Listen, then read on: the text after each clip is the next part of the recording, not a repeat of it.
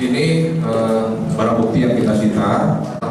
Penangkapan 3 pelaku pembalakan liar dilakukan Subdit 4 Tipiter di Treskrimsus Polda Sumsel di Desa Macang Sakti, Kecamatan Sangadesa, Kabupaten Musi Banyuasin. Ketiga tersangka masing-masing SP, SW yang merupakan pengurus Saumil dan YS pemiliknya. Dari ketiganya, polisi menyita 700 lok kayu berbagai jenis seperti sepang, meranti, dan lainnya.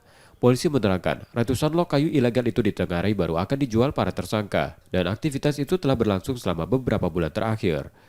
Beberapa saksi telah diperiksa terkait kasus ini untuk proses penyelidikan lanjutan, yang juga melibatkan Dinas Kehutanan Provinsi.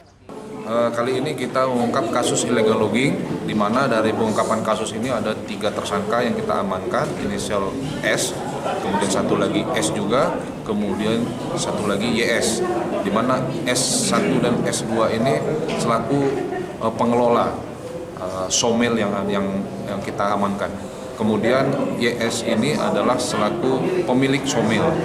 Dari pengungkapan kasus ini ada 700, kurang lebih 700 batang kayu log dan puluhan kubik kayu olahan yang kita sita.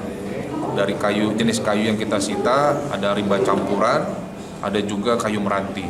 Para tersangka masih diperiksa dan ditahan di Polda Sumsel untuk proses hukumnya. Reski Oktora, Muklas Diferensial, Kompas TV, Palembang, Sumatera Selatan.